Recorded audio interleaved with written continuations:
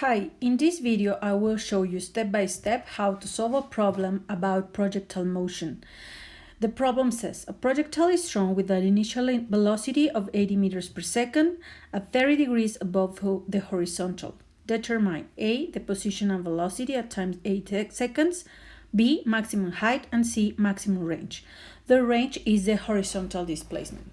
So let's start with the subindex A that says calculate position and velocity at time 8 seconds. The first thing that we are going to do is to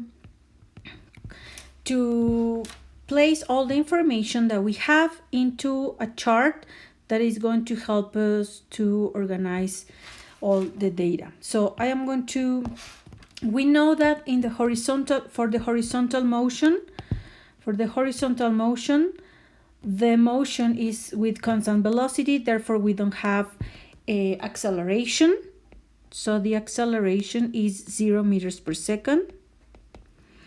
Then we know that in the vertical movement, the acceleration, the motion is a free fall, therefore the acceleration is 9.81 meters per second squared. Okay. We also know that the time is going to be the same for both motions because it occurs at the same time. Now, the problem says that we have an initial velocity of 80 meters per second. These 80 meters per second refer to the object that is thrown in this direction at 80 meters per second. And with this direction is going to make, or is going to have this path. Okay. So this is the vector for the initial velocity. Then, because in the chart we have here initial velocity for the horizontal motion and initial velocity for the vertical motion, we need to separate the vector into its components. So the components for vector u are going to be ux and uy. We know that to calculate ux, we're going to use the formulas that we previously studied in vectors, u cosine of the angle, and for uy, we're going to use u sinus of the angle. If we substitute the information, we know that u is 80 meters per second. Then we're going to substitute here 80 cosine of the angle. The angle is 30 degrees. So we're going to have here 30 degrees. The same case here, 80 sinus of 30. Now, when we make the calculations, we're going to get here 69.3 meters per second and here 40.0 meters per second. Okay, so now we have the value for the components for the velocity. So I'm going to write this information in the chart. So ux is 69.3 meters per second and uy is 40.0 meters per second. So this is important because in order to make calculations, we need as much information as we can. We also know that in the horizontal motion, the velocity remains constant. Therefore, the initial and the final are going to be the same. So I am going to repeat here the value for the horizontal velocity.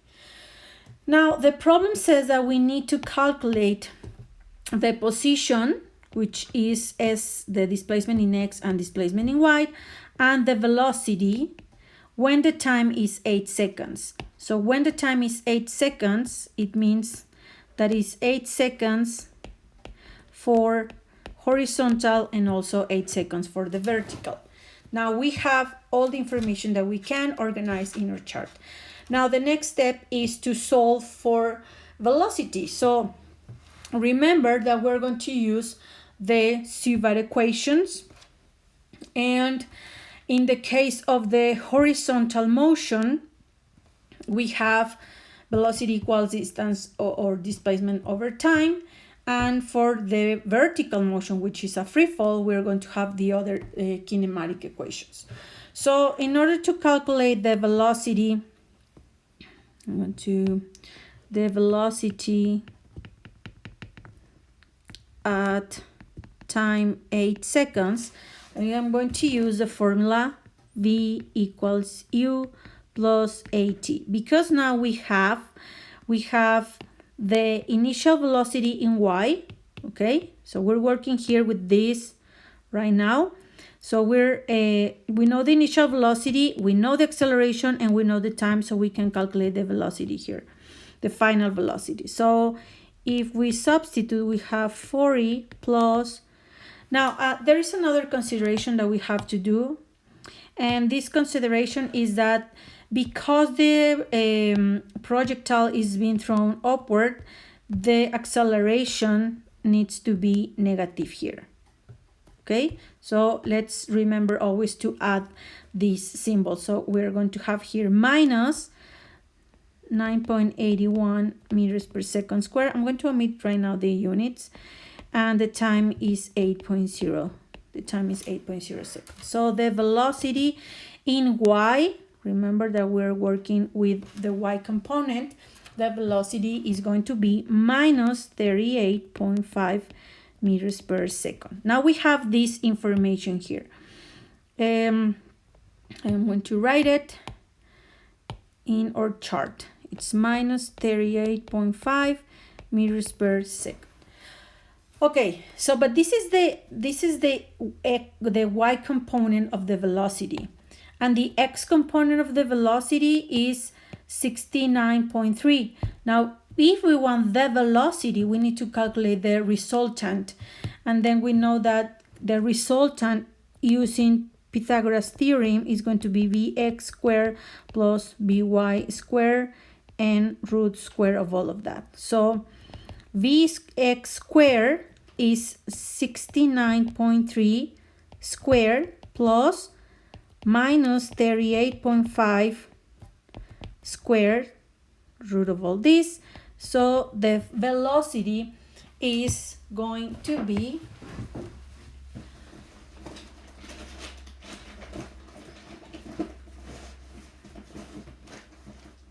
let me calculate it here.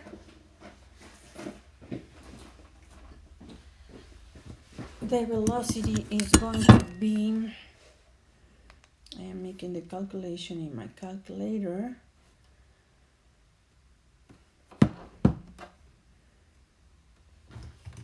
Give me a second.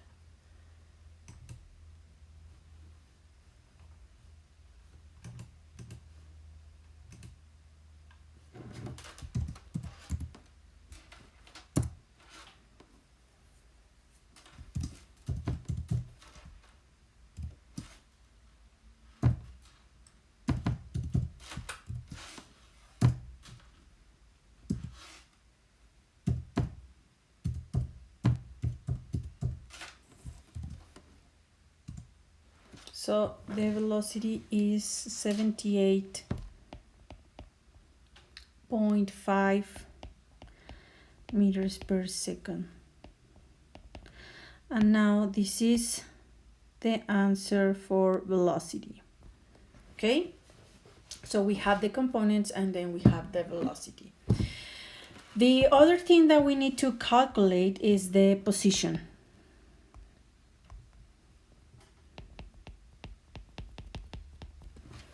Now for the position,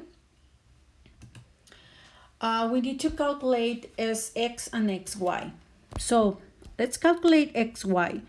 So for Xy, we are going to use the formula that is ut plus 1/2 of at squared. Remember that u is vertical and the acceleration is vertical, so I'm labeling.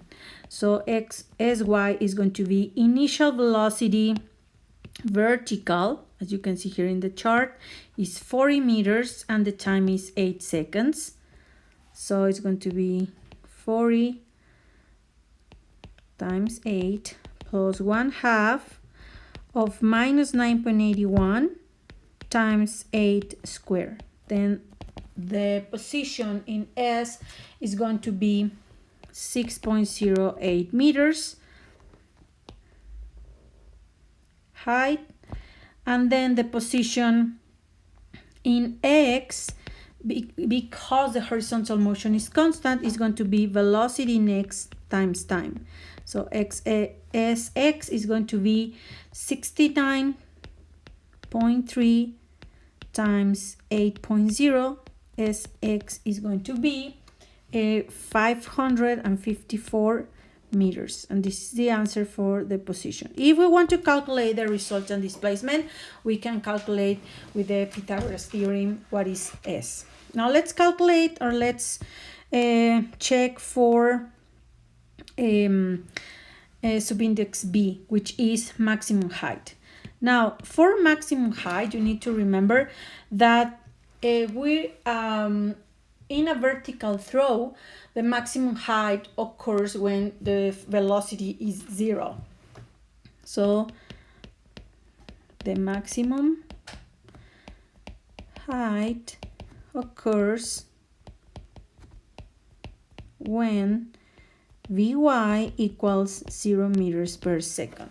So what we need to do is, again, to copy your chart, to place the information that we need, because now we don't know what is the time when the maximum height is reached. But what do we know? So let's, what do we know? We know the initial velocity, which is 69.3, that doesn't change, 0.3 meters per second. This remains constant the whole parabolic motion. Therefore, the acceleration is 0 meters per second. We also know that the acceleration vertically is minus 9.81 meters per second squared. Okay? And that's it. That's all we know. And the initial velocity is, it's 40 in vertical, 40 meters per second. So this is the information that we have. Now what we know, or we want to calculate, is the maximum height. Here, what is the maximum height that this can be reached? Now, when the maximum height occurs, it means that the final velocity is going to be 0 meters per second. So this value is going to be 0 meters per second. This is very important to consider. Now, let's calculate the maximum velocity. Let's use this formula for vertical, which is v squared equals u squared plus 2as. Then v is going to be, we want to clear for the variable s, so it's going to be v squared minus u squared divided by 2a. When we substitute the information, we know that v is in y, obviously all of this is in y. It's going to be 0 squared minus initial, which is 40 squared, divided by 2 times a minus 9.81. And if we perform the operations, we get that the value is going to be S maximum is going to be 81.5 meters, and this is the answer for the maximum height. So as you can see, is pretty easy. Then let's calculate the subindex C, which means is the maximum range. Now the maximum range, we can use the same chart here. The maximum range is the value here, the maximum range. So, well, I am going to copy this. So we have our procedures separated. Now, the maximum, we know that in the maximum range, the object, when we have the maximum range, which is this part, the height is going to be 0 meters here, okay? The velocity, we don't know how much is going to be the velocity at which the object hits the ground, we don't know it. So we right now we want to calculate the range, okay?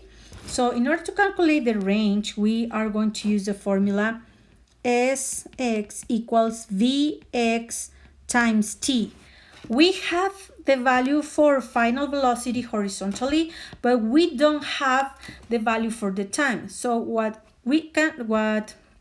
another possibility, well, the thing that we have to do is calculate the time of flying first and then calculate the range. So let's calculate the time. So in order to calculate the time,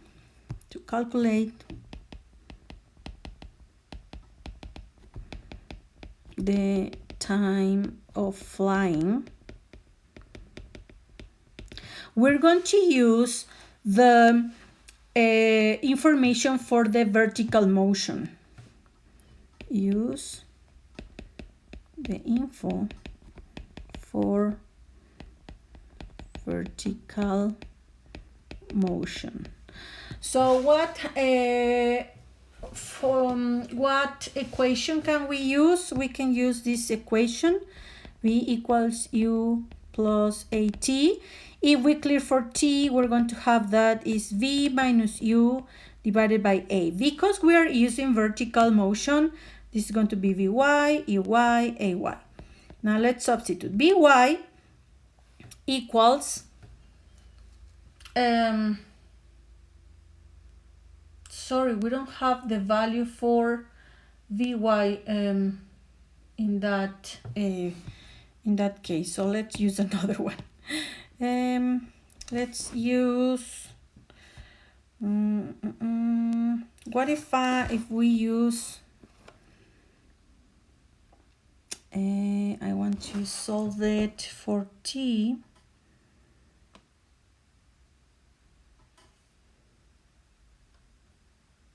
Okay, we are going to use the let's calculate the time to reach the maximum height.